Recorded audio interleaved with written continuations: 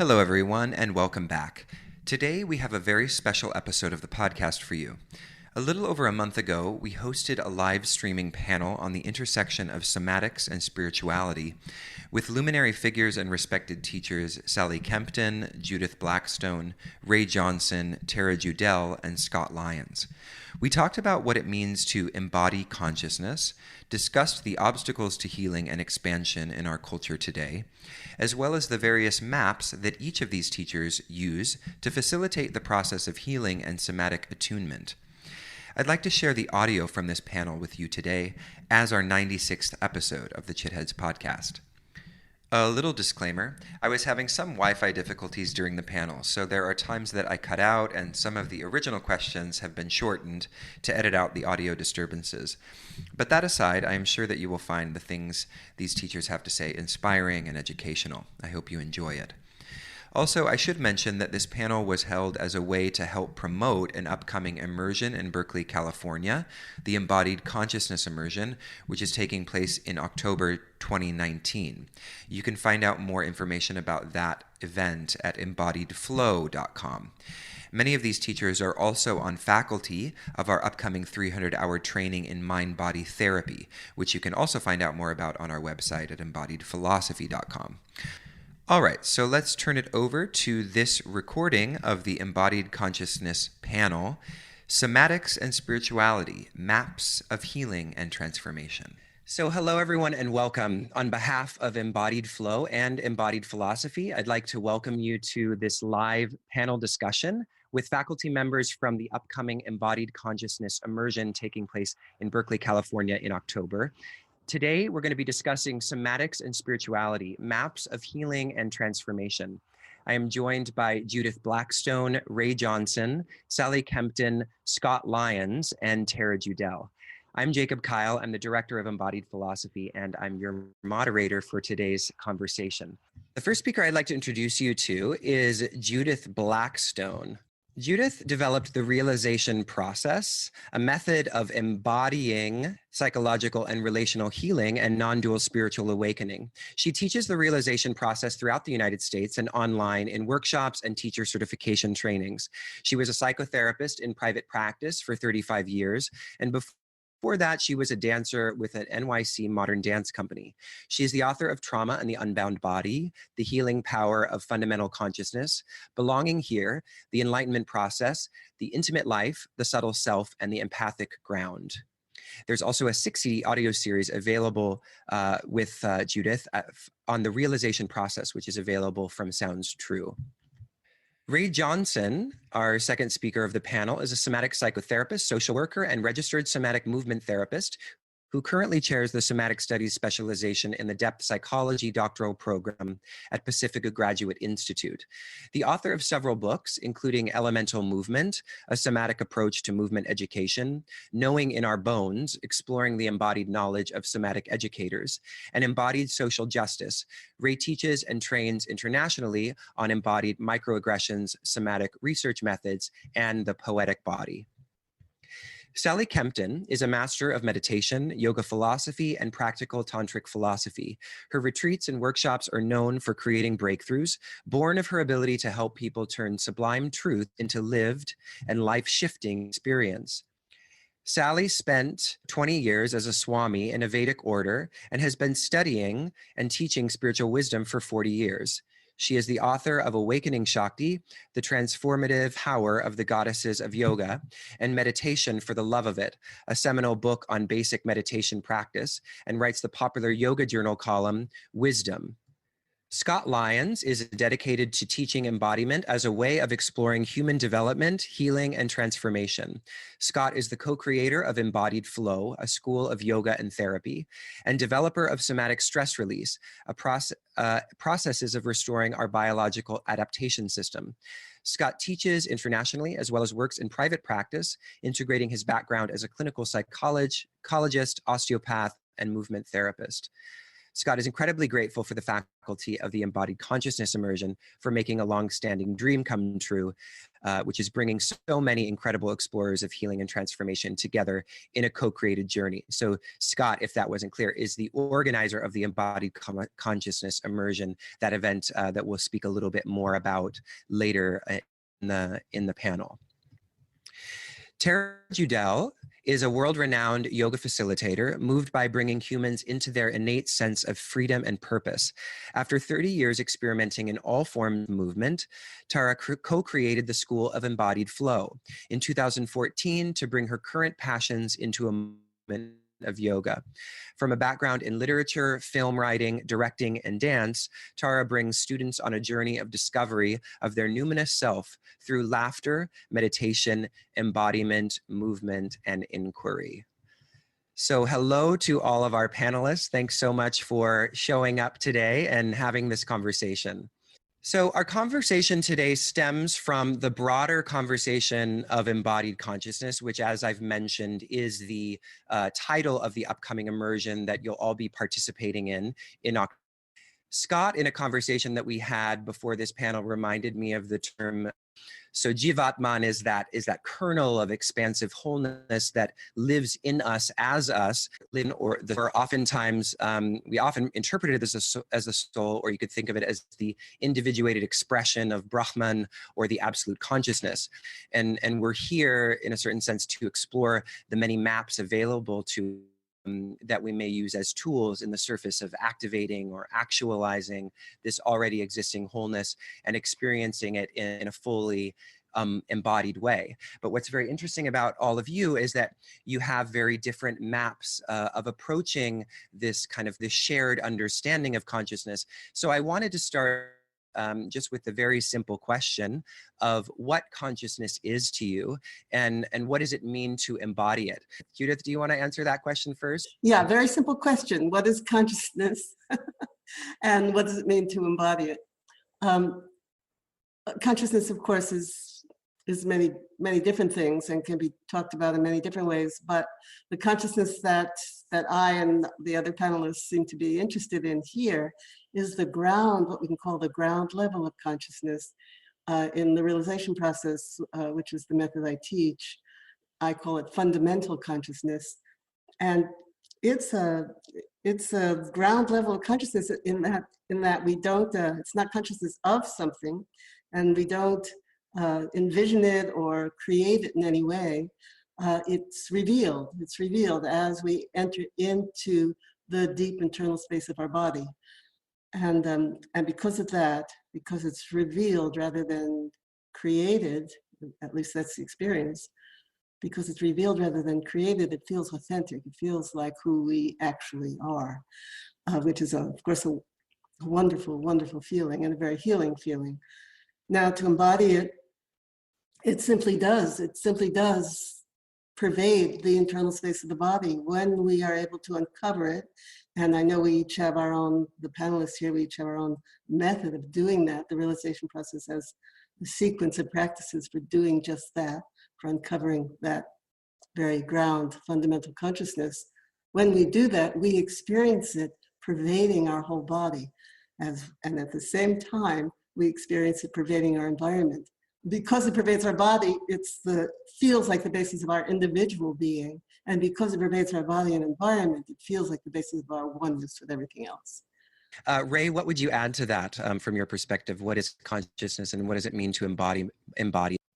Well, it's perhaps a little bit unfortunate that I'm going second, because I'm going to throw a little bomb into even the question right off the bat, which is to say that that I'm not a philosopher. To the extent that I have an understanding of any of these questions, what is embodiment, what is consciousness, it's really from the lens, and this is where this whole idea of us all having different maps really starts to come into play. For me, my lens has always been experiential, rather than conceptual or abstract. So when you ask what's consciousness, I would say it seems to be our awareness of experience. And I really appreciated what Judith said in that sense of, in the moments when I've had experiences where my awareness feels full and vibrant and grounded and present centered, there does also seem to be a sense that my awareness is not just of myself, but of my environment as well. So if I were going to define consciousness as the awareness of our experience rather than the lack of awareness of what we're doing and how we are as we go about our everyday lives, that it seems to me that one of the places where we are most frequently unconscious is in how we're feeling in our bodies. And that many of us, for lots of good reasons, have spent our lives mostly with our attention, mostly with our consciousness, either directed outward to the environment, what's going on, what do I need to attend to, where am I driving, those kinds of really practical things, and also an awareness of what we're thinking. Sometimes also an awareness of what we're feeling emotionally, particularly if those emotions surge up in a way that really grabs our attention. But I'm not so sure that we're as conscious of sensation in the body. And part of the reason why I'm so looking forward to this immersion event, and I'm so looking forward to working with the other panelists, is that I think that we all, in our own ways, work to cultivate an increased awareness of the body, with the understanding that it's not just more information, but that the body serves as this, how do I say it? That in a way it serves this integrative function. And that the consciousness of the body, when we bring it to our everyday lives, shifts the quality of our experience, I think, in a really important way. That's all I'd say. Thank you. For now, to start with. Thank you, Ray. I appreciate you throwing that wrench into the conversation, although I think it points to something very important, which is that, what I see you sort of pointing to is the way in which sometimes the kind of metaphysical questioning can lead to a certain bypassing of the embodied experience. So when we oftentimes, especially in spiritual communities, you see references to that absolute consciousness as something other than one's embodied experience. So one then uses or leverages that, that kind of philosophical concept as a way of avoiding, or, obviously we know this very popular concept of spiritual. So, now segueing to Sally, who of course works in this tradition of Kashmir Shaivism.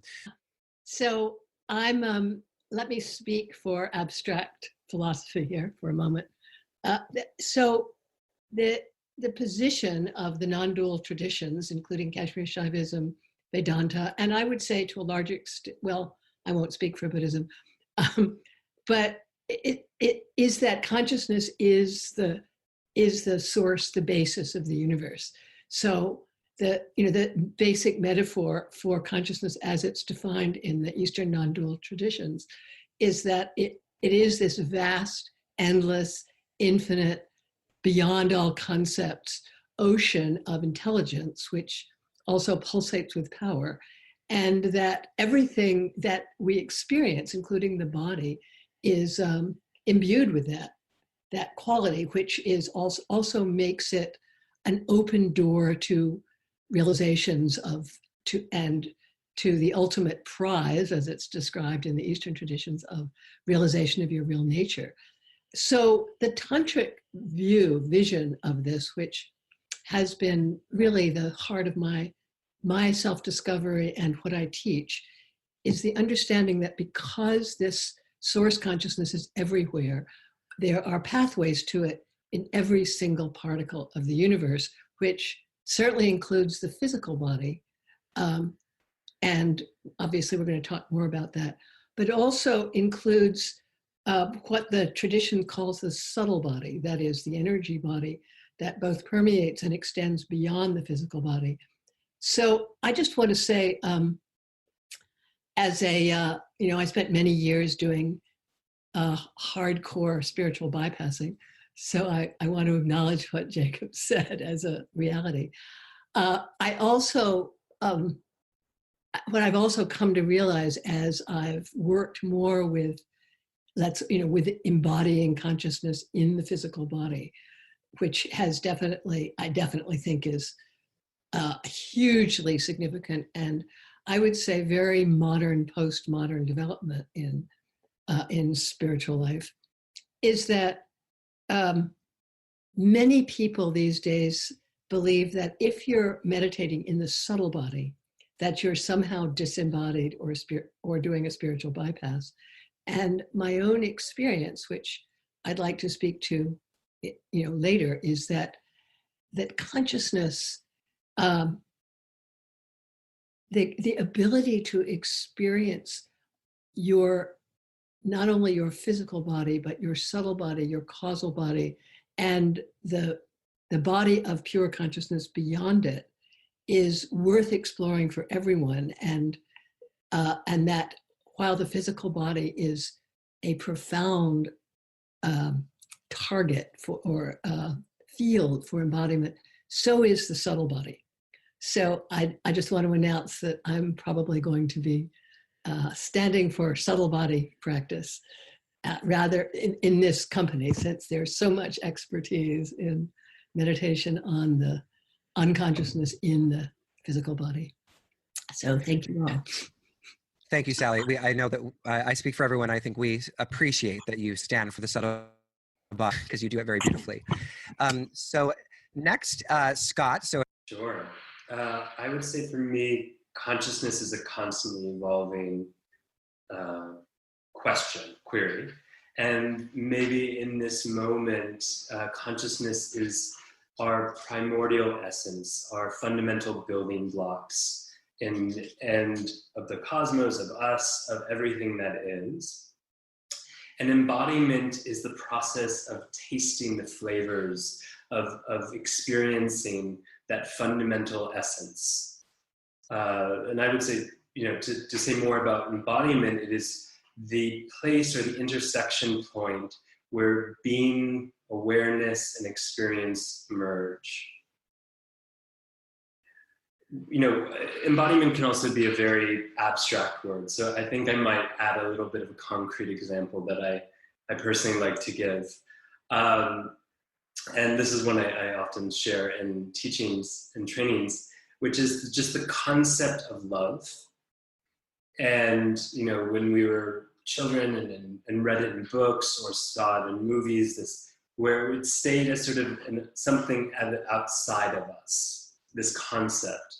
And then it became more, at some point in our lives, became more of a first-person experience, where the concept got into an experience, a lived experience of it. And that transition from concept to experience is part of what this embodiment process is, where everything shifts, or that potentially anything and everything, including consciousness, shifts from a concept to a lived experience, or being part of this thing we experience or talk about as consciousness. Last but certainly not least, Tara, would you like to speak to this question as well? I feel like I agree with everything that's been said. I feel some of these people are my teachers and colleagues, so I very much feel that consciousness, well, according to my mother, it's what I say in my newsletters about 16 or 20 times per newsletter.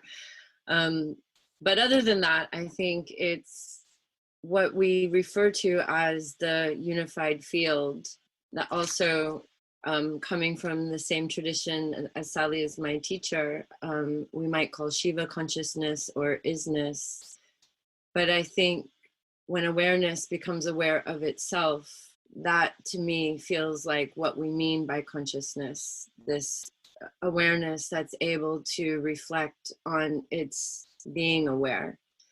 And for me, embodiment is expanding those frequencies, or as Scott said, tasting those flavors, so that the palette of consciousness, whether it's in the gross body or the subtle body, mind, body, or however we discern it, is kind of expanding the palette of tasting consciousness. Thank you. That's very beautiful, Tara. So I'm gonna start with you for our next question, which is sort of the kind of natural follow-up question to this question of, what is embodying consciousness, which is, what kinds of symptoms do we see revealing a state of what we might call disembodied consciousness or unembodied consciousness? I think the biggest thing that I see is a disconnect between the physical presence of where we are, where we stand. And Ray and Judith both talked about the relationship to the environment. So while their body is there, what's happening in kind of the bandwidth of the mind screen is elsewhere. And so there seems to be, I kind of compare it to a CNN channel. There's like a person talking, and then there's something else happening and something else happening in Dow Jones and this, that there's many things happening, but they're not synchronized into a singularity that's able to perceive, inhabit, and interact in a way that I guess we would call presence. Right. So I feel like there's what you're saying is there's a lack of integration taking place, a lot of like directionalities of information and activity, but not anything centered in what we might call that kind of what you mentioned before as the unified field.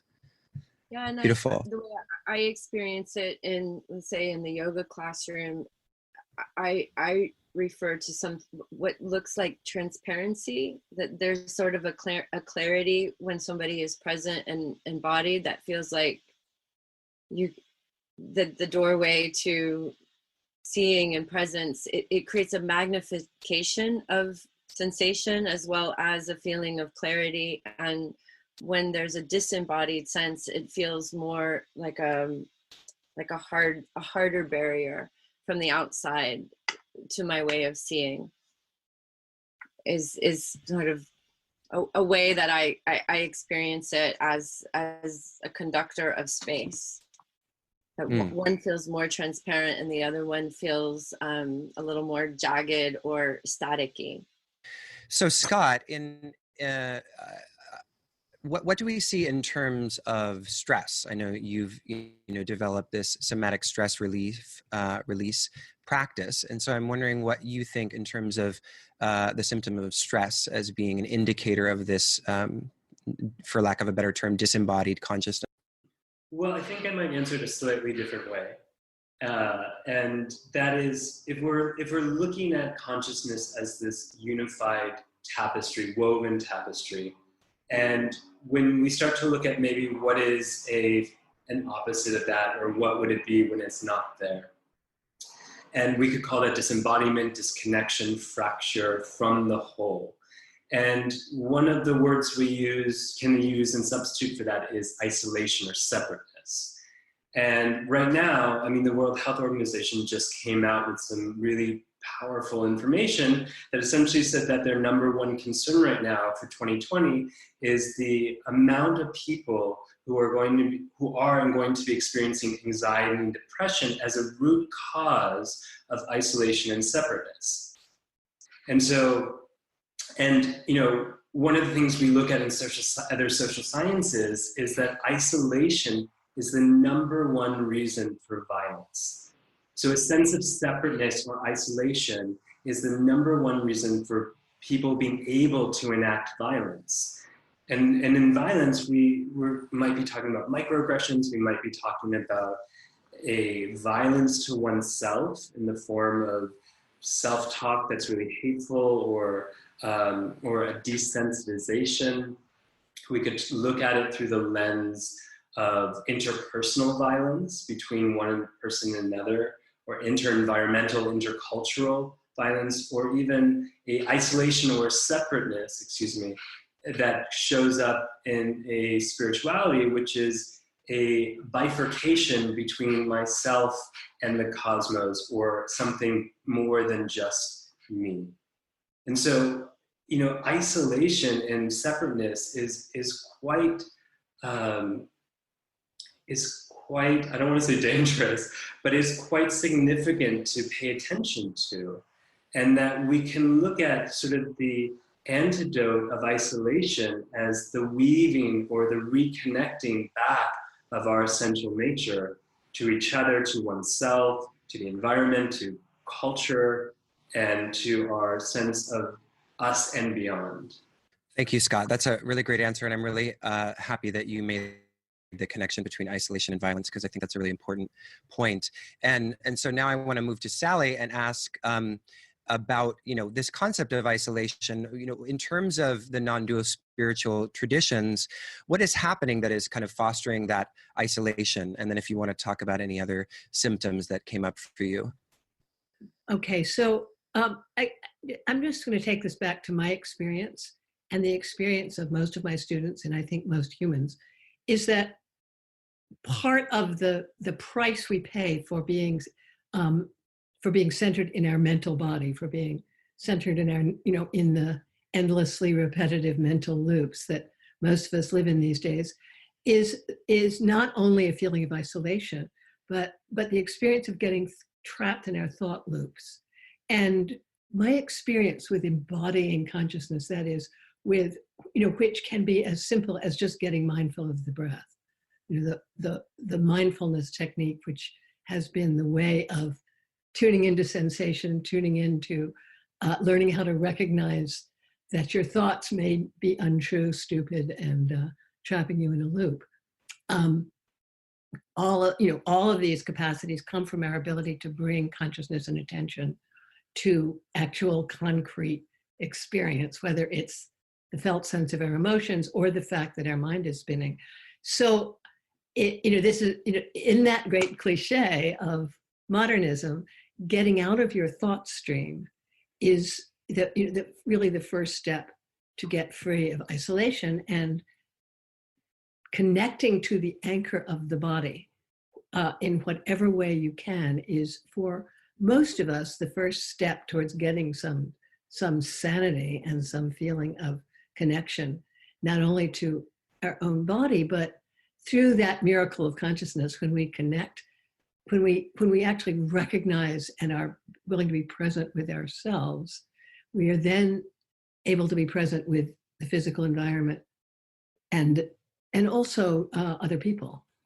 So to get through isolation means to learn how to disidentify with your thought stream, first of all. Beautiful. Thank you, Sally. All right. So Ray, do you have a left field wrench question answer for us? For me, the most salient symptoms of disembodied consciousness seem to constellate around boredom, apathy, numbness, absence, and headiness. So that might just be a different way of saying what Scott and Sally and Tara have already said. But I might just add a little bit of my own elaboration to what I think Sally was actually suggesting, which is when we're able to reconnect with our senses, when we're able to come into our bodies in a conscious, intentional way, and I would suggest maybe not just be aware of our breathing, but savor it, like enjoy our breath, reconnect with the sensual pleasure that our bodies are always capable of, even when they're also in pain. That this really fascinating and important other thing I think happens, which is something that the poet David Whyte alluded to in that moment of sort of waking up to the realization that you're not just present in your own body, but you're present in an embedded environment. And the way he puts it is, when you wake up, everything is waiting for you. Beautiful. Thank you for that, Ray. Judith, in terms of the realization process, what do you see in terms of symptoms that are indicative of this state that we're talking about? Yeah, it's a very interesting thing that wherever we inhabit the body, and that's what I mean by embodiment, that we actually live within the body. And by the way, it's only in my experience and as Sally says, the experience of the people I work with, when we inhabit the body as a whole, that's when we uncover that very, very subtle consciousness that's not necessarily consciousness of something, but that reveals all of our experiences as a unity, all at once, as a whole. So again, that integrative level of consciousness. When we inhabit a part of our body, though, even if we, for example, just live within our chest, and we just experience ourselves as present, as living within our chest, we experience the present moment inside us and outside us at the same time. And that to me is a very interesting thing. So the created protective barrier, the artificial barrier, the created barrier, dissolves when we actually inhabit the internal space of the body. And we do have a container, but it's a permeable container. And wherever we inhabit the body, we're fluidly responsive to the world around us. So if we inhabit our chest, we're emotionally, fluidly responsive to the world around us. If we don't inhabit our chest, we're clamped down. Those two things are synonymous. To clamp down on ourselves emotionally is not to inhabit our chest, is not to be in contact with ourselves. Same thing with every part of the body. And all of the different qualities and functions that are revealed as we inhabit the body move more fluidly. Our thoughts move more fluidly as we inhabit our head. So our understanding of the world around us is more direct, less captured in the past. Someone talked about presence, and when we live in the body and we're responsive in that way, fluidly to our environment, then we're actually present to this moment. Otherwise, we're actually living in the past, because, as I'm sure we'll get to eventually in this discussion, what keeps us from living within the body are those protective constrictions that we made in reaction to painful events in our past. So we're actually, to some extent, held in our past in those areas where we're not conscious. The term disembodied consciousness is jarring to me, because disembodiment is unconsciousness, right? So where we've constricted ourselves, we can't be conscious in that very subtle and responsive way.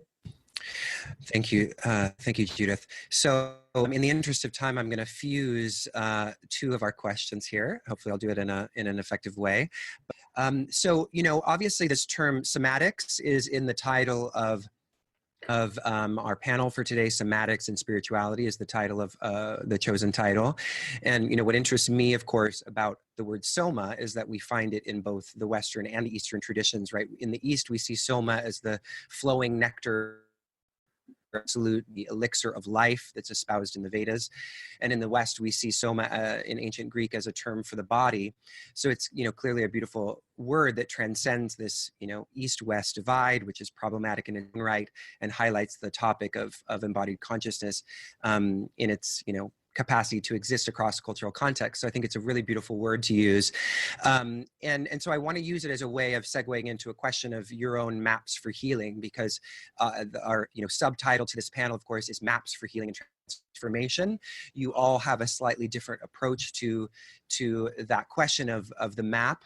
And so I want to kind of just unpack each of your maps, and then we'll kind of talk about obstacles to embodying consciousness, and why one might choose one map over another at various points of their own process or spiritual trajectory or awakening journey, however you want to refer to it. So let's start with Scott. But Scott, what is your map for healing in terms of somatic stress release? And maybe maybe there's a better term for that from in your work, and how does it connect to this notion of somatics? Yeah. Well, I might back up a little bit and say what I'm really excited about in talking about the diversity of maps is that that this process of healing and transformation should be and is as unique and individual as we are. And I'll say that took me some time to realize for sure, and a lot of humbleness. Just still coming. But one of the things I really appreciated in the collection of this panelists, but also the faculty, is the recognition of how a map can create the support of a journey towards healing and transformation without the attachment that is the healing and transformation.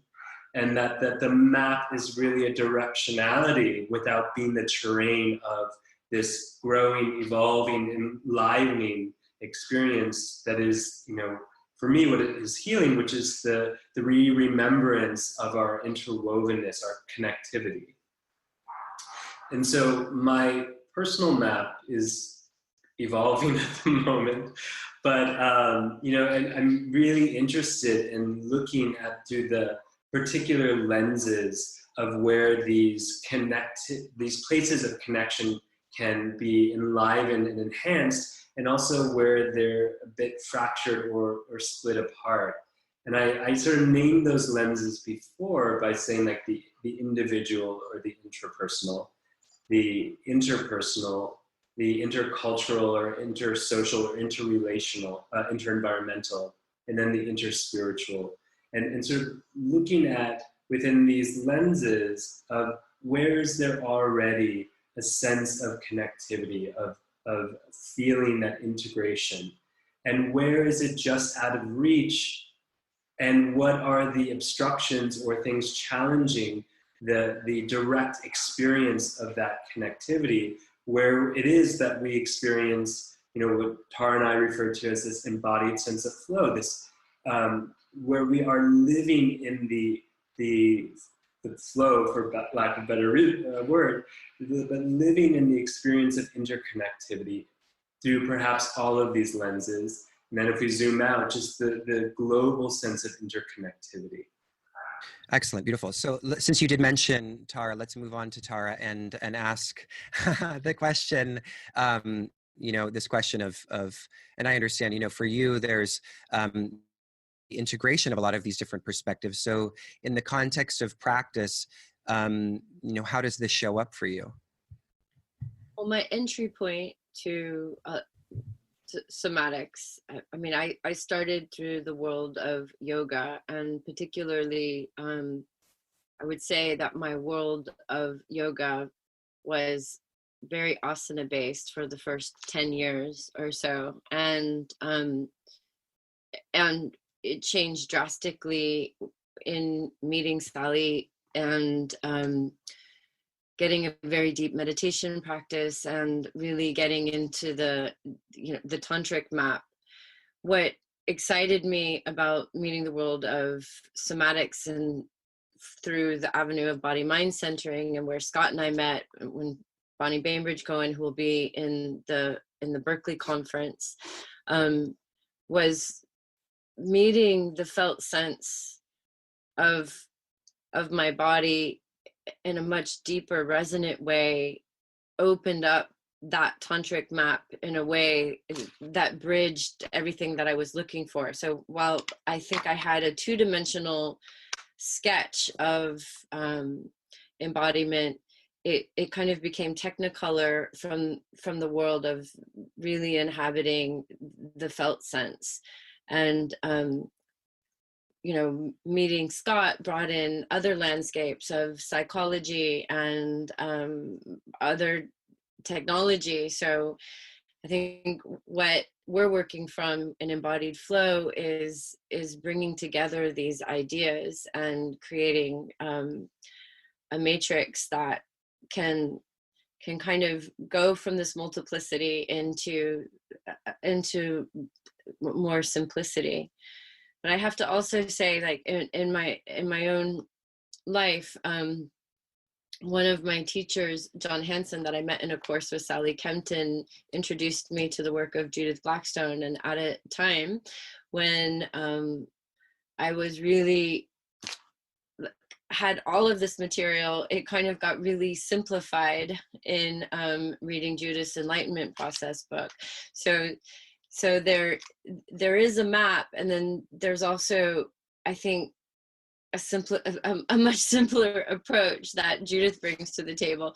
So we kind of play with the map and off the map, and try to dance with that. But one thing that Scott's really shared with me is meeting people with where they're at. And I think what I'm trying to do is find as many bridges as possible to help bring people from, let's say, from the brain in, down into the rest of their body, or if their sense is being so open and vast, to give them a sense of containment. So to play a little bit with the various maps in order to bring people, kind of like Willy Wonka's elevator. It could go every direction into that sense of presence and being. So let's move on to Sally. Sally, the same question of the map for healing. I know you work a lot with divine imagery, and I don't know if you want to talk a little bit about.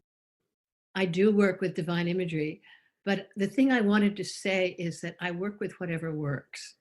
I mean, I'm in the, Tara is one of my students, and I think one of the reasons that Tara and I have this connection is because we're both highly eclectic and both very much ad hoc in the way we approach healing, trauma, entering meditation, and entering the body. So in terms of healing modalities, there are certain ones that I default to again and again, one of which is a kind of a somatic process that's not unusual, not uncommon, in which you actually enter into the felt state in the body of the emotion.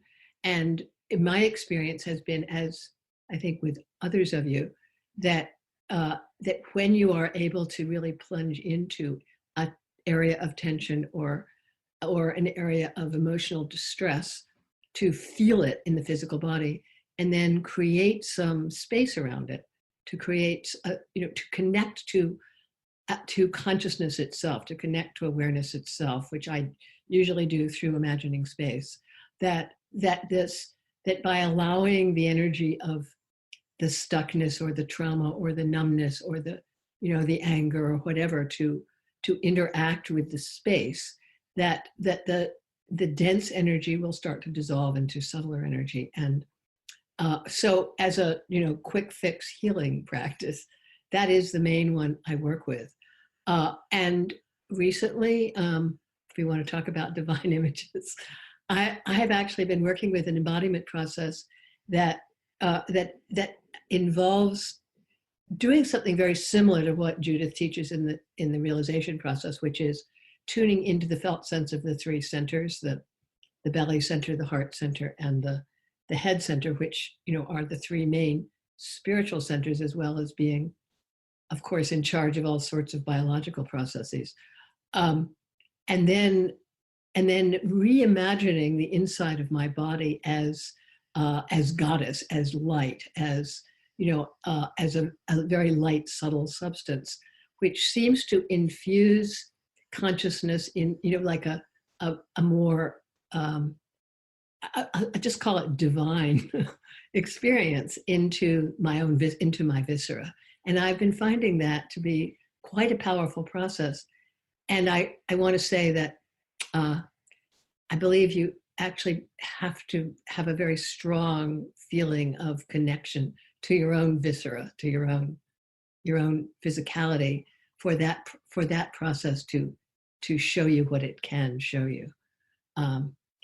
It's a way of integrating your physicality with your ultimate divinity. That's really kind of remarkable.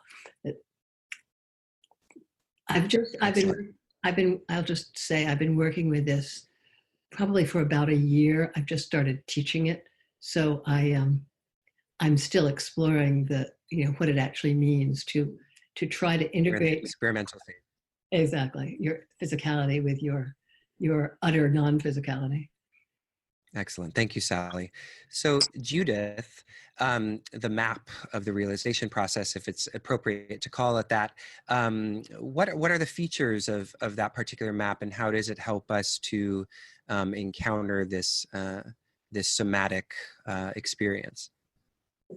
In the realization process, I'm primarily interested in helping people attune to and finally realize themselves, which is a little bit of a process to get to from attunement, direct attunement, as we do it in the realization process, to the self arising, to the actuality of it, but this uncovering and knowing oneself as fundamental consciousness. And as I said at the beginning, when we do uncover that, we know it as our own internal being, and it pervades, unifies, and reveals all of our temporal internal experience. So at the same time, it can, and as well, it's the ground of our connection with other people and with the world around us. So we do a series of practices: inhabiting the body, attuning to the space outside the body, experiencing the space inside and outside as the same, experiencing that space that pervades our own being, pervading the objects and the people around us. And eventually, with practice, that becomes not a volitional attunement, but actually seems to reveal something that's already there. And in doing that, we also get to see where we have constricted ourselves in reaction to traumatic experience or any sort of overwhelming abrasive experience, especially as children. And we use the core, some core of the body, as Sally was saying, the points along it, to get that very fine focus into those tensions in such a way that they move actually further towards the constriction and then release, so that it's a very precise method. Does require a little sensitivity, very precise method of discerning and releasing those constrictions. Now, when we release them, we get to inhabit ourselves more fully. And as a consequence of that, we get to experience oneness with the world around us more fully. Before I leave off, I just want to say one thing about maps, spiritual maps. What has fascinated me about spiritual maps in Buddhism and Hinduism is where they meet, because these maps that have come down to us, although they can sound quite abstract if you don't know anything about the experience, if you read them, they're almost all based on people's experience. And I'm just fascinated by that. That Longchenpa over there in Tibet is saying something that maybe you have to stretch a little bit. It sounds so similar to what Shankara in India is saying, that this is an experience. And there are certain similarities in that experience that seem to cross culture and time. And that to me is affirming. We still need to get to it, each in our own way. We need to uncover it. It doesn't help us to just understand it and go, oh wow, that's great. We need to take steps to experience it. But the fact that it's already been talked about by all these people in at least very directly in Buddhism and Hinduism, it's very reassuring for me. Yeah, I really appreciate that you point that out, Judith, because I think, it points to this openness, right, to the phenomenological experience that arises in the context of deep meditation, and, points to, a kind of cultural environment in which that openness was, the condition, and then based on these experiences, then they were transcribed in these ways that as we can see when we look across traditions, end up being wildly resonant with one another. Yes. And that's really beautiful. And moving on to Ray, but at least from what I understand of your work, Ray, is what you really want to open up is a kind of openness to that immediacy of experience. So I'm wondering what you'd like to add here in terms of the map of, especially as it relates, I know, to your work and on embodying social justice and how you would approach this. Yeah, I mean, I very much relate to much of what the other panelists have said about the utility of a wide range of maps and the importance of not mistaking the map for the territory. and that there is a process of self-discovery that when we deeply engage it is inherently and in some ways almost effortlessly transformative. It's almost as if the awareness of who we are and what we're experiencing in itself changes us. So with that said, one of the particular maps that I'm especially interested in exploring is what I might call a sociocultural political map. That I think that we have a philosophical tradition, at least in the West, of both polarizing and disconnecting mind and body and spirit, but also relegating the body to an inferior position so that it's subordinated, subjugated, ignored, marginalized. And I see a really, what I think is a really important parallel in the way that we treat one another. And that in hierarchical social systems, there are certain groups of people who are privileged over others, and power dynamics that exist between members of different groups. And so I'm really focused on the ways in which, for many of us in the West, growing up and being socialized into a state of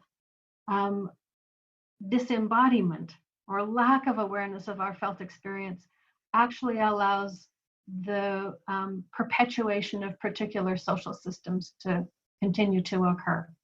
That if the citizenry is numb and disconnected, they're more pliant and compliant. And so part of my work really feels as though it's what I might call somatic activism, which is a process for reclaiming the lived felt experience of our own bodies, not just because that's our birthright as beings, and not just because that's a route to enlightenment and connection with all things, although I think it is, but because reclaiming the felt experience of our own bodies allows us to deeply know the social and political conditions under which we live. And that when we deeply know the social and political conditions under which we live every day and systemically, we're in a much better position to resist them from an informed, intentional, authentic perspective, rather than just fighting amongst ourselves for position and privilege. I mean, if one look at history would show us that although there have been some long-standing oppressions of particular social groups, there's also been this sort of rotation of someone's on the top, then someone's on the bottom, and then we all shuffle for position. And that rather than just directing our political efforts and our social efforts to our own rights, whatever group we may be members of, but actually look at the process whereby, and I would argue it's a very embodied process, whereby we dominate and subjugate and submit to one another, and beginning to really bring the kind of presence and authenticity that we've cultivated through all of these somatic practices, to seeing if we can't begin to heal some of the sociocultural trauma that I think lives in all our lives and in all our bodies. Thank you, Ray. I'm going to stick with you for the next question, and I realize that you may be already kind of answering this next question, but I'll ask it more directly anyway. Which is, and in the interest of time, I am going to put these two together. Which is, what are the most common obstacles to healing as you see it, and where are we going in this larger, if we're talking about maps here, if we stick with that analogy, there's a destination in a map. So what's the destination and what are the obstacles to get there? Okay, so I don't think there's a destination. I think that the task of the map is to inhabit the territory and to be free to travel through it, to be all of who we are and allow that fullness of who we are to change according to the context, to be fluid and flexible and adaptive. And I don't think there's a destination for me.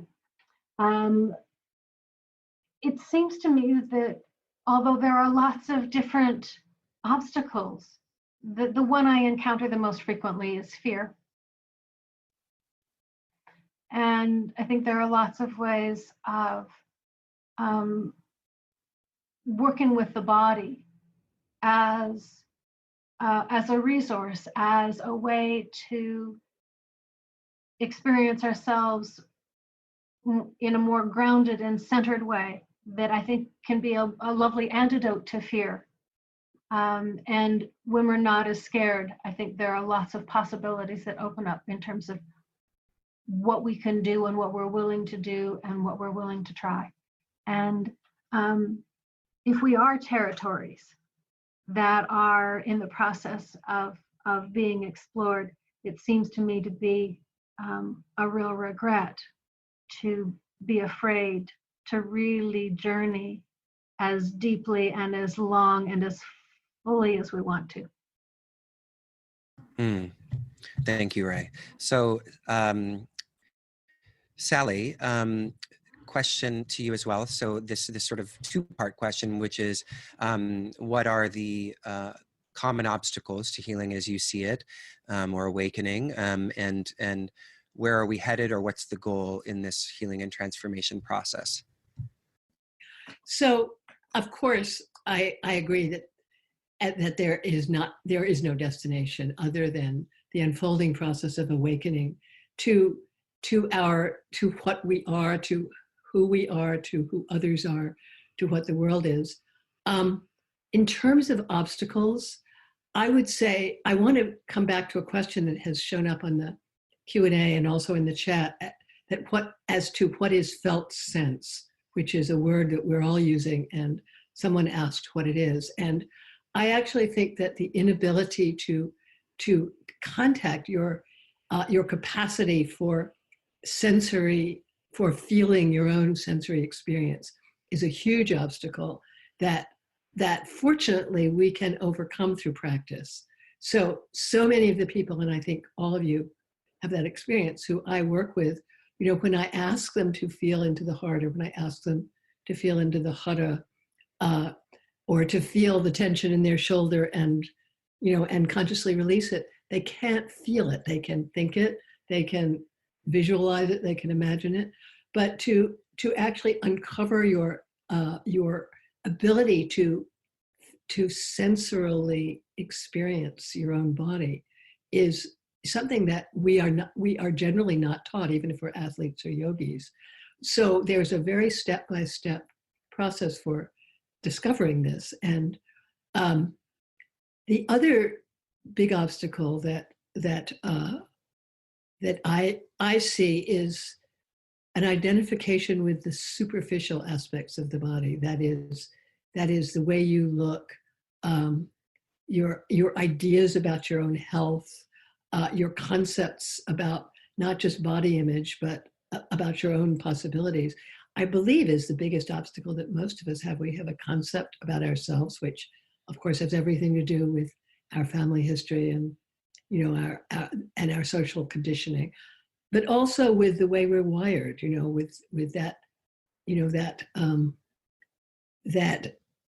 impenetrable, or until very recently impenetrable, connectivity between our neurons that makes us think certain thoughts again and again and again, even though we don't want to think them. And to me, the antidote to all of it, as several of you have said, is the ability to actually get a concrete felt sense of recentering yourself in your physical, in your soma, in your sensory experience. Beautiful, thank you, Sally. Tara, would you like to chime in here about the obstacles this process as you've seen it, maybe perhaps in your work with embodied flow. I think we're all agreeing there's no destination, but perhaps you have some other thoughts on that particular question.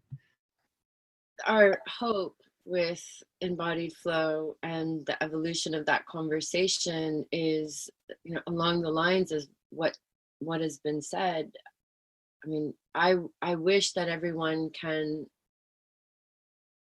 discover inside of themselves the potential of what being a human actually is. So the full spectrum of feeling and the full possibilities, and to follow up and pursue the inclinations, the desires, the unique, unprecedented, unrepeatable aspects of themselves that they have come here to do. And so we're really interested in what creates a landscape of freedom that is, to me, the promise of yoga is that I'm unboundedly free. And so to find inside of myself where are the obstacles. And I would say, I like what Ray said. Fear kind of underscores all the obstacles that we see. A fear of letting go of a personality that's either imposed upon us by society or is imposed upon us by ourselves, insisting that we are the same self that we were at 12 or 18 or wherever we kind of boxed ourselves in. And trying to see how we can kind of slowly or gradually or sometimes quantumly expand the boundaries of what we perceive ourselves to be, using the variety of these methodologies. And I also see people really fearful of what other people think, that seems to be a huge hindrance on people moving freely or expressing freely or just becoming what we've never even seen before in a way that could be absolutely valuable to the universal body. And so I think the fear of failure or the fear of being perceived in a certain way is a huge obstacle to people actually experiencing themselves. And I really like this, what's been said about resourcing the natural intuition that is gifted to us in this kind of vertical core that Judith refers to is really a huge asset for that. I don't know, I could go on. I'm so excited by this group of people. So it gets me a little stimulated. Yeah, I'm stimulated too. Tara, I really appreciate what you said, because I feel like what you're pointing to is, what is often brought up in kind of evolutionary conversations is that we don't even know the possibilities of the evolution of consciousness. And there is this, if we can get those obstacles out of the way, there are these emergent faculties and possibilities of human connectedness and interaction and consciousness and awareness that we don't even have the capacity to imagine. And so I'm really glad that you brought that up. So let's go to Judith now and see what illuminating things she has to add. Hi, Judith. I think, I love what you're saying. There might be a destination, but who knows what it is? We have no idea. But in terms of the obstacles, I would agree with Ray that the biggest one is fear, the one that we meet up with most often, maybe in ourselves and the people we're working with, is fear. And I would add to that despair. It has seemed to me that in order for people to heal, they need to be both humble, but they also need to have just some kernel of self-love, self-hope, self-respect, that they know they can go further, that they know that's a possibility. So combating the despair that some people bring to the process, that this is not possible or not possible for me. That's the only thing I would add to that. Beautiful. Thank you, Judith. So now I'm ending on Scott so that he can take us home to the final destination, not of our awakening process, but to this conversation, which is the embodied consciousness immersion. So Scott, can you talk a little bit about how you know what you'd obviously contribute to this, to the answer to this question, and then use that as a way to segue a little bit into a short sort of lowdown of the upcoming immersion and how people can connect to that who are interested. Well, I might start with adding on to what Sally was sharing about the felt sense. And the felt sense is a word coined by Eugene Giddelen. And I just butchered his last name, but he'll forgive me someday. To me, it's a reference to that it is the language or communication of consciousness experienced by the qualities and the characteristics within our sensory capacities. So that the felt sense is something tangible, but it's not just something random. It is the way in which this pre-verbal language of consciousness is expressing itself through us. And that's what I would say the felt senses, in addition to what Sally was saying.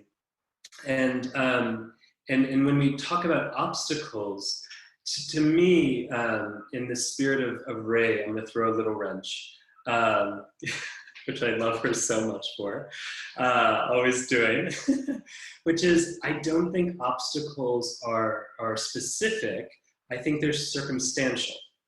And they're circumstantial in reference to our capacities, our resilience, our connectivity that we already have as a ground. And when, what we might name as an obstacle is something that blocks or gets in the way of that communication, that interconnectivity. So I don't know if I can say there's one particular block, because one obstacle for you might not be the same obstacle for me, but the sort of language we can use or the understanding we could use to identify a block is really important, which is something that gets in the way of me feeling, whether we could call it flow or my true nature or ease or comfort or compassion. All of those things we can recognize as that is our true nature, that sense of holism and ease and flow. And anything that is thwarting us from experiencing that firsthand would be considered an obstacle. Thank you, Scott. So I want to now just segue into our Q&A, and actually one of the questions from Daisy is, could you give us a preview of what will be at the conference? Will we have conversations like this? Will we be engaging in practices? So on and so forth. So could you give us a little bit of a summary of what's to come at the Embodied Consciousness Immersion? Yeah. So we called it an immersion as opposed to a conference, and that's an important discernment here for us, or for me. And that being that a conference typically has, like, you choose who you go to, and then you're not with a community the whole time, typically in a conference, not always. And something that was really important for me and the faculty was that the community was in this journey together.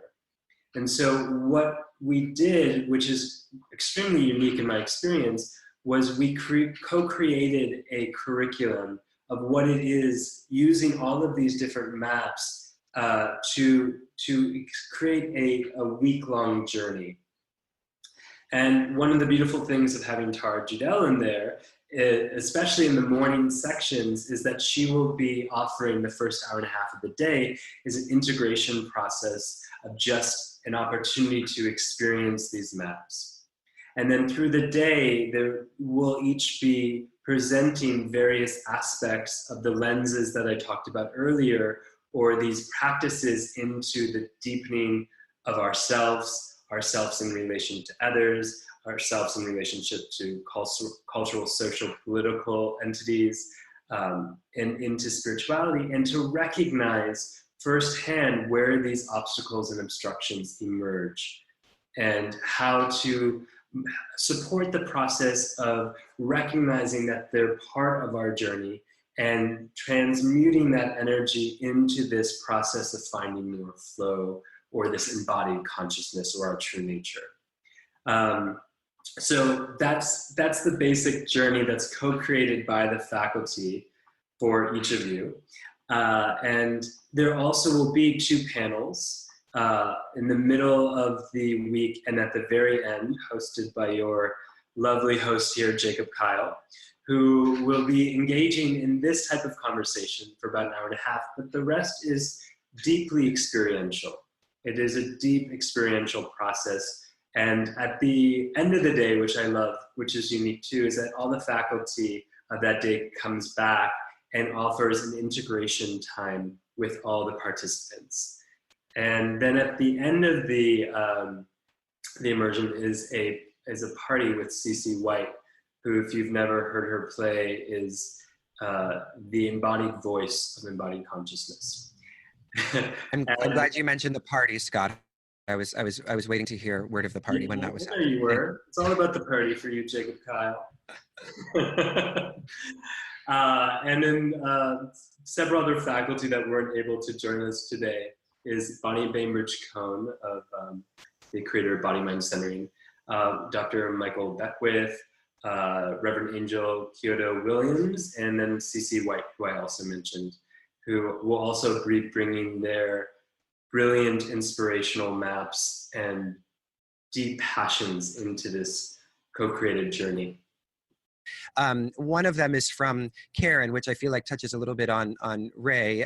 This was before Ray started talking about fear, which is, isn't this also about fear and feeling unsafe, needing other people to reconnect and become safe again, which I feel like Ray has addressed. But then the follow-up question that Karen asks is, adding to my question, for many people, it's unsafe to be in the body as it feels unsafe to be present in it. So when that, so what I see her asking is really, what about when being somatically attuned is this sort of terrifying, traumatic place to be? My own professional work included about 20 years as a psychotherapist, working with survivors of trauma, and in some cases quite severe trauma. And so I'm very familiar with the experience of the body not being a safe place. And I think that there are lots of reasons for it. One of the reasons that I've most often encountered in my clinical work is that the body becomes a source of sensations and memories that are intolerably and excruciatingly painful and frightening.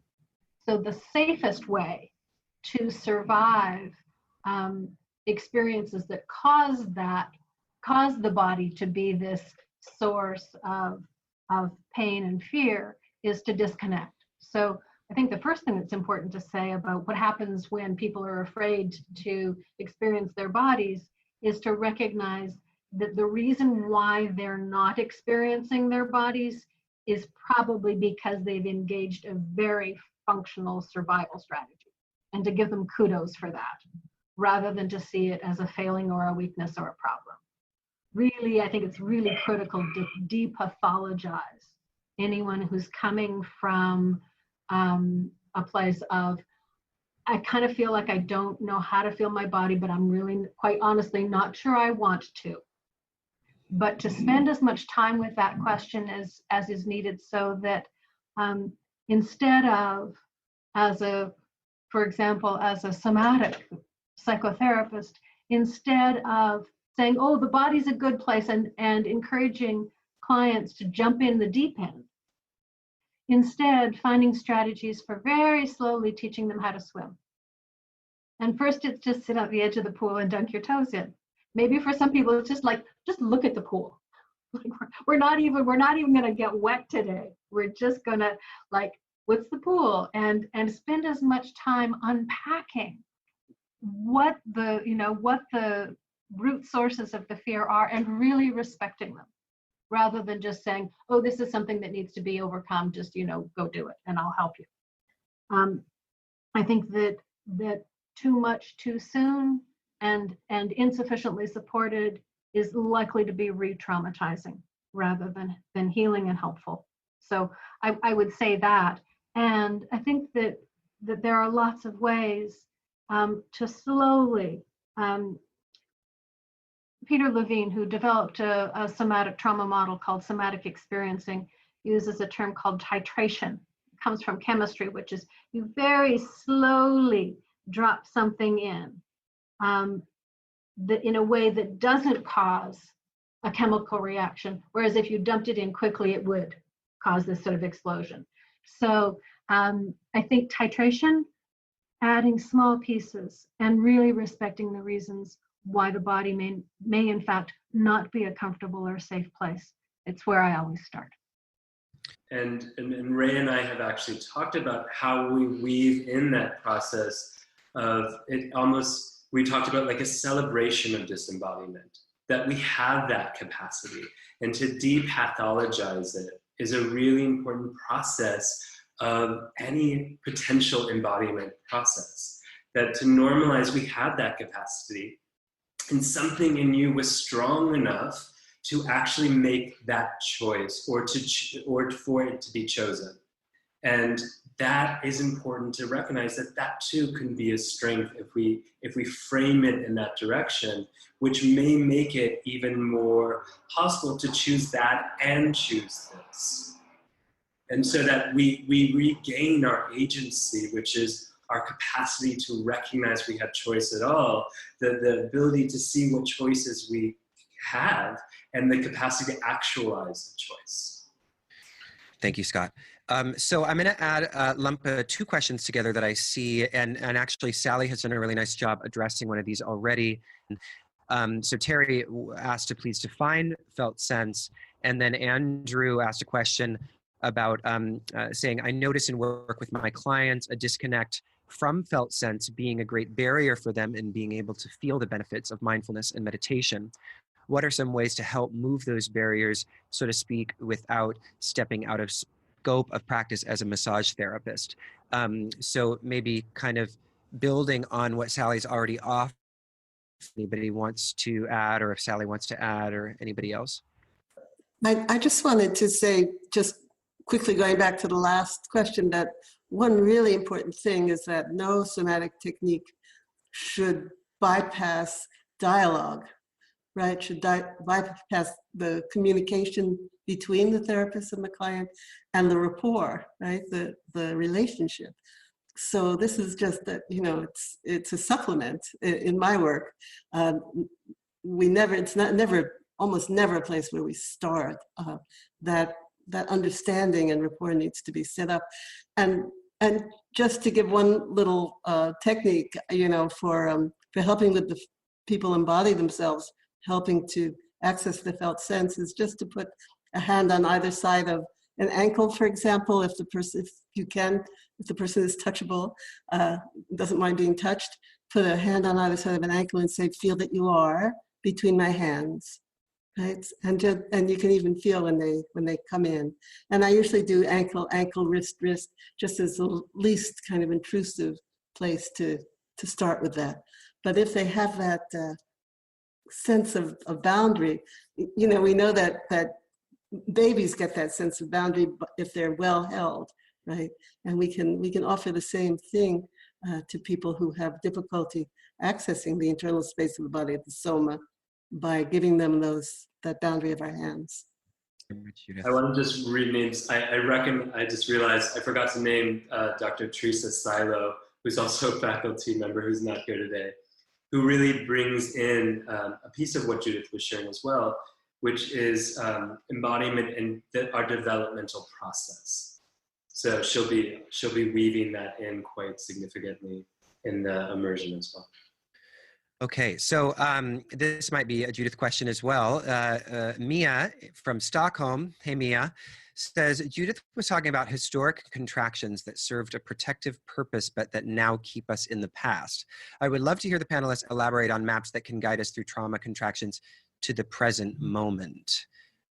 Judith, perhaps you'd like to start and then we can move around the table. Talked a little bit about, there's a specific practice that we do of focusing within the tension in such a way that it moves along the path that we originally took to contract, and in getting all the way there then can unfurl, can unwind along that same pathway. And then what's really important at that point, the understanding of it, any memories and so forth.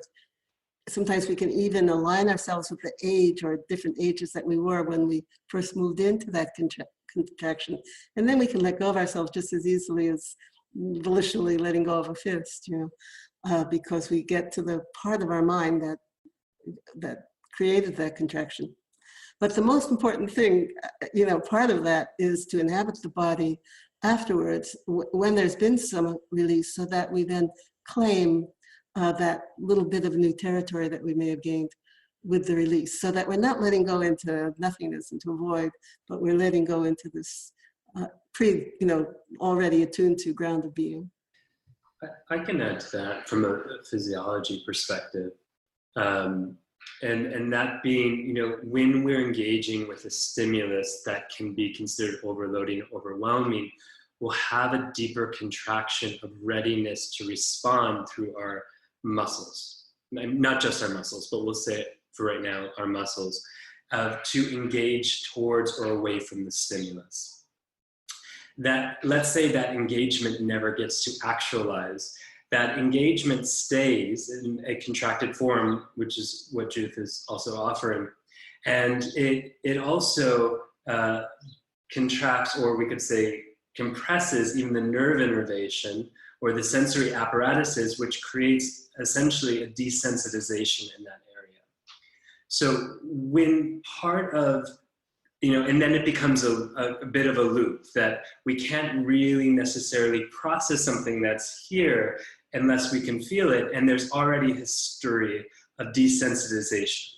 So as Ray was sharing before, one of the ways even into that opening again physiologically is just the different technologies into resensitization, to reconnection of our living body. Where can we feel? Starting with simply that as a place of having, as opposed to having to go in where it's not, where can we contact?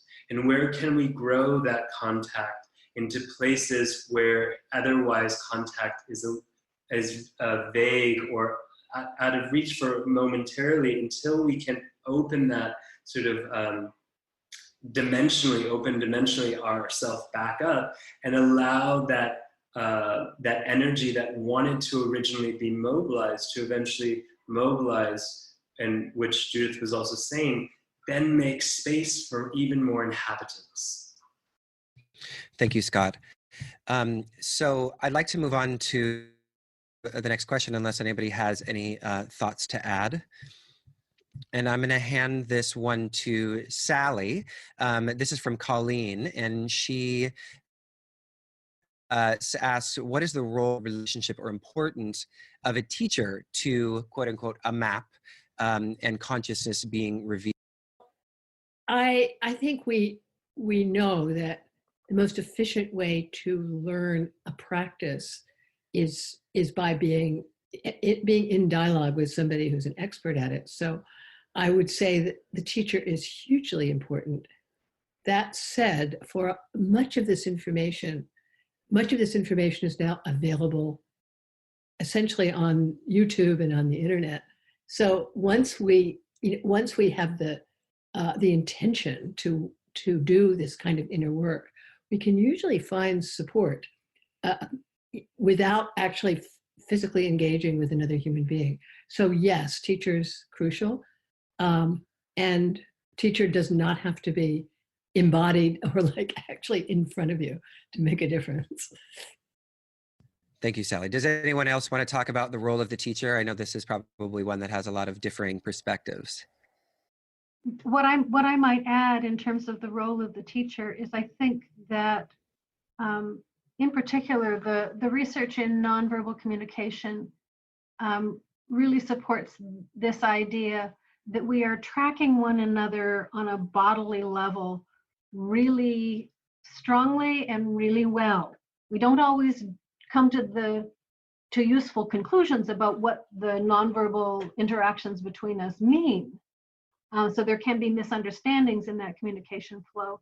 But even the smallest micro movements have been shown to signal and convey a lot about the relationship, a lot about whether or not there's going to be rapport or trust. And I would argue that we also learn from the bodies of our teachers, not from the words or the practices alone, but that we pick up something in terms of how a teacher inhabits themselves that we can then model. Thank you, Ray. So I want to move to this question from Amy. I'm going to just jump around a little bit because it's sort of an order is revealing itself to me now, somatically. I'm downloading.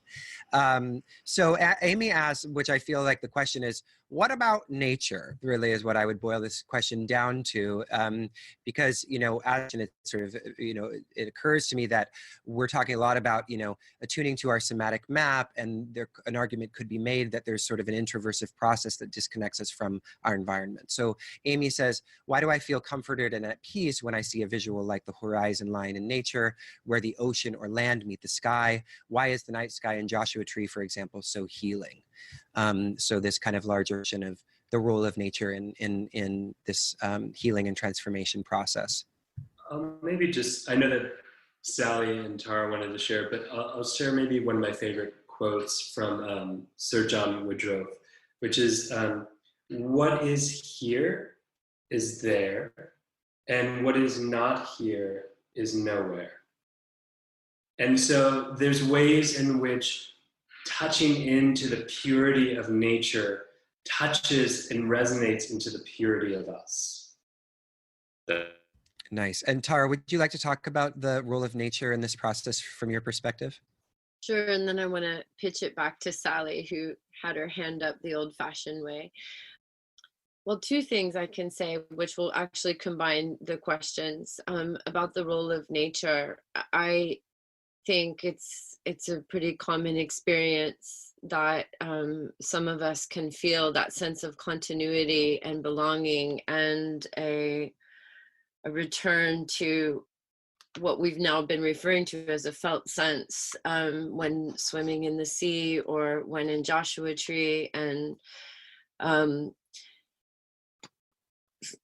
sometimes talking with the trees or communing with the sky. And I think that's also written about in the experience of many spiritual teachers, having that sense of unity self when in communion with nature.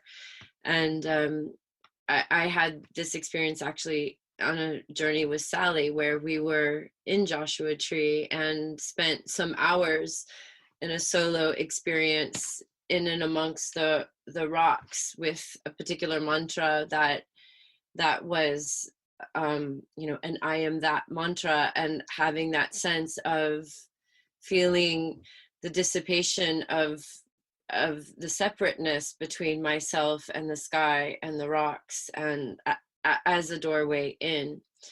And I just wanted to add it to the conversation about the role of the teacher. I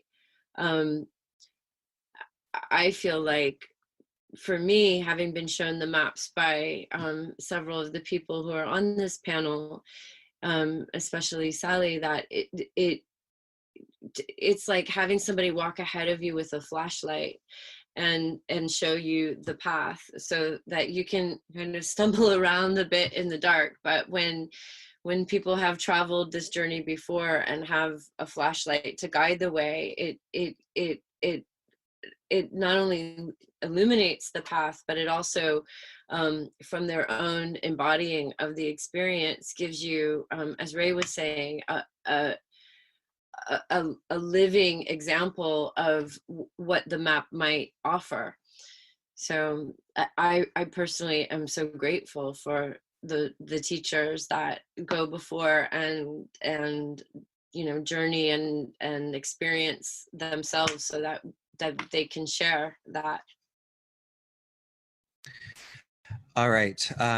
Thank you, Tara. I'm going to fuse a couple of questions. One is, and I realize, there are no neuroscientists on the panel today, but Amy asks, what's happening to the mind neurologically when you connect to your heart center for a period of time? And I feel like this also couples nicely with SN's question, which is, how can we relate the sensory and internal experience of embodied consciousness to science? And I realize I just skipped over Sally talking about nature, so we can go back to that surely if we like. But does anyone want to answer this question about the relationship between what we're talking about and scientific kind of narratives? My husband, Zoran Josipovic, is a neuroscientist, and his main focus of his work is trying to find the neural correlate, the neural signature of this ground consciousness that some of us have been talking about. It's, of course, a very difficult thing to study, and an even harder thing to find funding for, but it's a very difficult thing to study because first you need to accept a person's self-report that they are in fact experiencing that, and believe, and that it's exactly the same experience as the other people you're testing. So, but it is in process, and I do think it's and I've been to several conferences lately where I've heard scientists talking about this frontier of really trying to understand what consciousness is and what this very subtle embodied consciousness is in terms of science. Thank you. Let's go back to Sally for a moment. Sally, did you want to contribute to that question around nature? I apologize for passing over you before. No worries. Well, the thing with nature, there's two things that I think are really, really significant. And one is that nature is the witness. I mean, literally, nature, once you tune into nature, you recognize that nature is conscious. It's mirroring ground consciousness. It's producing ground consciousness. And this is why when you're looking at as Amy said, the horizon line, or when you're looking at the night sky, which, as we know, is one of the main metaphors that spiritual teachers in the Eastern traditions use to help us connect to big mind, to the great self. You're actually connecting to consciousness itself. That somehow, because I guess nature, the natural world doesn't think, as far as I know, there's a kind of an unmediated transmission of witness consciousness, of pure consciousness through the natural world, that if we're sensitive, we can tune into, and even if we're insensitive, it soothes us. And the other thing I wanted to say, I just read this recently, is that once Jackson Pollock, the great abstract expressionist painter, was asked why he doesn't paint from nature, why he didn't paint from nature, Pollock said, "I am nature." So, which I think is really, one of the most brilliant experiential comments of our connection to the physical world that I've ever heard by someone who had deeply mined his own natural connectedness and was able to express it in an original way as nature itself. Well, thank you, Sally. So I want to actually ask a follow-up question to the science question, and this is actually my own question to all of you, which is, to what extent does because we're in this kind of we're in this environment where the science is focusing on the contemplative practices, and there's a lot of narrativizing around the science, and I'm wondering if there's a concern in any of you that the scientific explanations or the scientific languaging of conscience is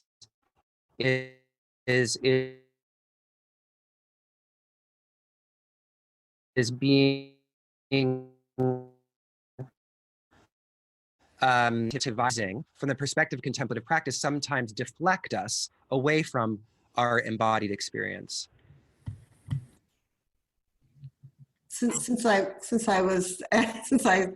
picked up on that before, let me say that, even living with a scientist, I am very concerned about it because I think that where science is so extremely respected in our society, that we can take just nascent ideas, just baby ideas in science as the absolute reality, as that's true, and then we get to have a party line about this phenomenal mystery that we are, and so I'm very concerned about it, and I also think it's very important that we keep in mind that we can experience so much more than science can touch, at least at this point.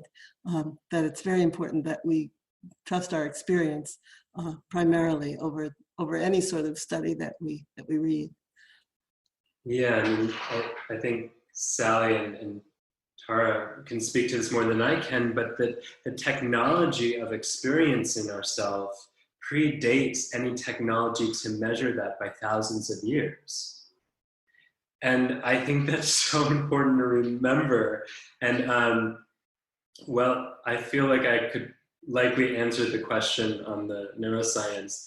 I find myself much more these days wanting to pause and not, because I even in the collection of information that one might have, I would be a little sad to take the potential experience away from someone by placing language or other frameworks onto someone's potential experience of what it is to sit deeply in one's heart. Yeah, so I have found myself being much more cautious about layering on the science, and I love that quote that I'm going to butcher by Albert Einstein. You know that one quote. When we can't stay in the mysterious and wrapped in the awe of things, that we're as good as dead. Maybe someone can quote give the quote verbatim, but I grew up being Albert Einstein for Halloween most years. This is someone who I wanted to be when I grew up. I stayed in the library as an elementary school student trying to understand the theory of relativity. And to hear someone who was so brilliant arrive at that recognition of how important it is to stay in the mysterious, to stay in the awe, is constantly humbling and so pertinent, I think, to as the technology might continue to evolve. It's nowhere near the evolution of consciousness. Beautiful, Scott. Thank you. So, we are about 5 minutes out from our hard stop, more or less. So I want to maybe ask a question, and there's actually a few questions that talk about this that are about trauma. And so Courtney says, in working with clients with past trauma, I see they have difficulties letting go of the subjective self, because what would they be without that trauma? Is it their identity? Oh, it is their identity. Who are they without this pain, etc.? For some clients, I've experienced such disembodiments with clients as a form of erasure rather than freedom. So anyone want to touch on that? Identifying with the trauma as a way of coping. This is one of the reasons why we don't let go of trauma, because we so deeply identify our traumatized self as who we are. And I know for me, the biggest shift in my experience of myself was made possible when I realized that my ego creates problems, because that's what gives me an identity. My identity is as the one who experiences and solves problems. And in the same way, identifying ourselves as damaged, as wounded, as sick, as screwed up is one of the main ways we find identity. So the question, I think, is how can somebody reframe their identity, whether it, such that you are learning to identify with consciousness, with your own ground, and even if only for 3 or 4 minutes at a time, so that there's a little bit of a gap between your identification with your damaged self and your recognition of what we might call true self. It is the big thing. It's the biggest thing in this work, is learning how to disengage with your trauma identification. Thank you, Sally. And since this is probably our last question, does anyone else want to go next? Perhaps, Ray, would you like to touch on this question? Yes, you guessed exactly right. I did want to touch on that question. I would just add to what Sally said. I completely agree, and that I would also add. Sometimes it's helpful to reframe this question of, do I let go of my traumatized identity, and shift it into, hold on to it for as long as you want. And how about if we add other experiences? Don't let go, but that's not the task. The task is just, could you have other kinds of experiences that are not related to the trauma, and have it be additive rather than an either or. Excellent, thank you. So let's go through the whole panel so we can hear from everybody before we close out our wonderful conversation today. Tara, would you like to say some words about this question, or anything else that you'd like to add?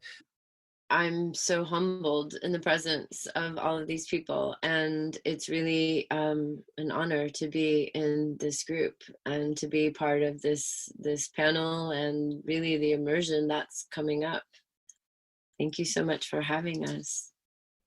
I think the only thing I would add is that we don't need to let go of all of our trauma in order to know ourselves as fundamental consciousness. It's a very gradual process of letting go, but the shift into that oneness is very definite, even though there's going to be still constrictions and patterns left. Mm. And Scott, take it home for us. I wish I had a song to take us home. I want to actually just end a little bit on the teacher note, which is, I would say every one of the faculty that is teaching this immersion and is also here in this panel, I deeply consider my teacher. And the transmission of their own journey, of their process, of their willingness to excavate and inhabit and touch and grow and evolve is inspirational. And I sit in these meetings that we have together, and I sometimes I just go turn it off and weep, because it is so moving to be in such a collection of individuals, of these embodied spiritual political activists, and I mean, there aren't words to even describe the potency of these people, and I'm just so elated constantly that I get to be part of this, and that we get to do this together with those who are able to join us, and I feel eternally grateful. Thank you, Scott. Well, I'd like to thank each one of our panelists, Scott Lyons, Sally Kempton, Judith Blackstone, Tara Judelle, and Ray Johnson. And I'd also like to thank the many people who showed up and joined us today in this really exciting and illuminating conversation that I feel like really went into a lot of beautiful territory, to use our familiar word.